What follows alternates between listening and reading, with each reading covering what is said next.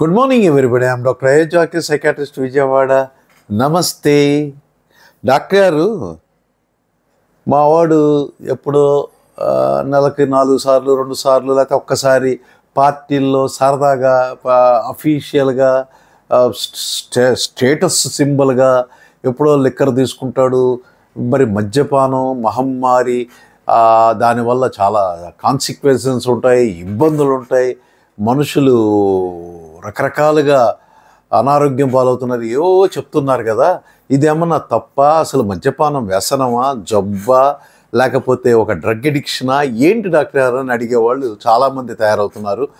మద్యపానాన్ని ఎప్పుడైనా social సింబల్గానో, status సింబల్గానో, లేకపోతే ఎప్పుడో పార్టీల్లో నెలకు 1-2 సార్లు తీసుకోవటం అయితే దీన్ని సోషల్ డ్రింకర్స్ అంటారు. వీళ్ళు ఎడిక్ట్స్ కాదు, డిపెండెంట్స్ కాదు, అది జబ్బు కాదు.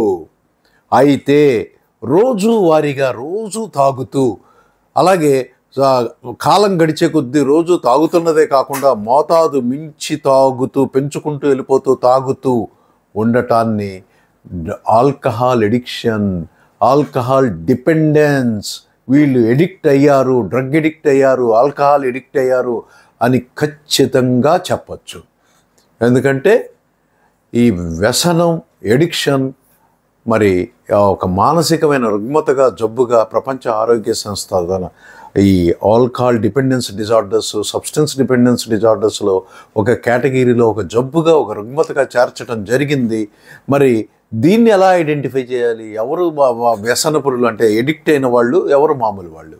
ఎప్పుడన్నా అప్పుడప్పుడు తాగేవాళ్ళు వదిలేయండి. రోజు తాగుతుంటారు, మోతాదు మించి తాగుతుంటారు. ఉదయం పనికి వెళ్ళినా కూడా సాయంత్రం ఎప్పుడవుతుందా, దానికి ఆల్కహాల్కి డబ్బులు ఎలా సమకూర్చుకోవాలా, ఎక్కడ అరేంజ్ చేసుకోవాలి, ఫ్రెండ్స్తో కలిసి తాగాలా, విడిగా తాగాలా, బార్లో తాగాలా, ఏం చేయాలనే ఆలోచనలతో నిత్యం గడుపుతూ ఉంటారు.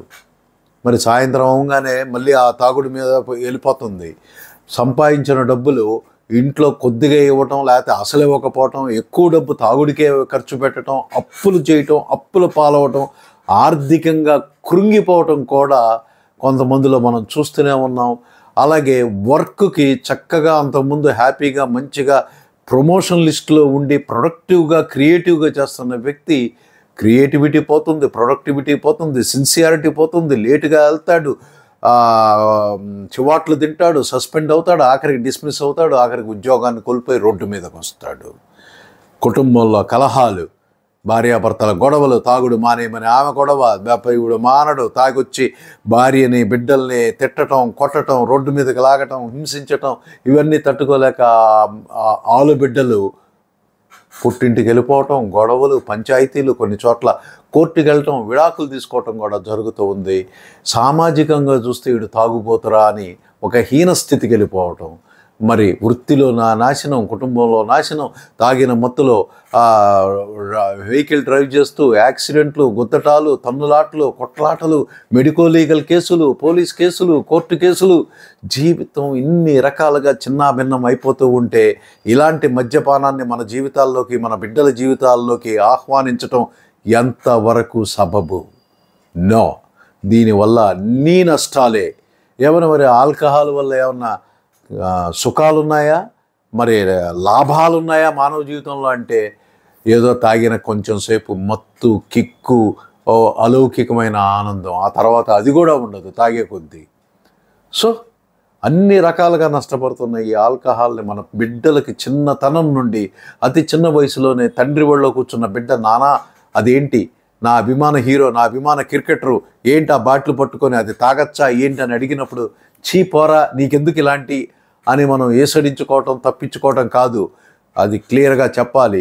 అది మద్యపానం, తాగుడు, ఇలాంటి డ్రగ్స్, మద్యపానం, ధూమపానం, డ్రగ్స్, ఆల్కహాలు, ఇలాంటి వాటికి మనం అలవాటు పడితే జీవితాలు బలైపోతాయి, నాశనం అయిపోతాయి, మరణానికి హేతు అవుతాయి, జీవితం, కెరీర్ మొత్తం నాశనం అవుతుంది అని క్లియర్గా అంత చిన్న పిల్లవాడి మనసులో విత్తనం నాటినట్టు నాటి వాడు పెద్ద అయ్యేటప్పటికీ అది ఒక మహావృక్షంలాగా, అమ్మో తాగుడు, ధూమపానం, డ్రగ్స్, నార్కోటిక్ డ్రగ్స్, వేటి జోలికి నేను వెళ్ళకూడదు అనే భావంలో వాడు ఉండాలి.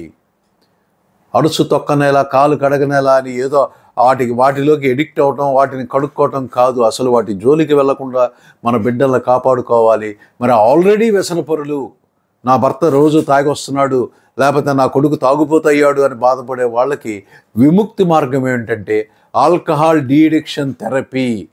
ప్రతి మానసిక వైద్యుడు తన హాస్పిటల్లో పేషెంట్ని కొన్నాళ్ళు ఆల్కహాల్ ఎడిక్షన్ కొన్నాళ్ళు ఉంచుకొని ఆల్కహాల్ డీఅడిక్షన్ థెరపీ వైద్య చికిత్స ద్వారా ఆల్కహాల్ నుండి వాళ్ళని బయటికి తీసుకురావడం అనేది డీఅడిక్షన్ ప్రక్రియలో ఒక భాగం.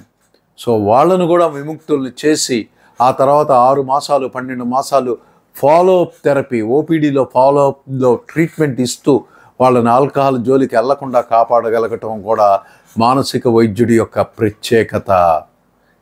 మీ డాక్టర్ అయోధ్య ఆర్కే, విజయవాడ. నమస్తే.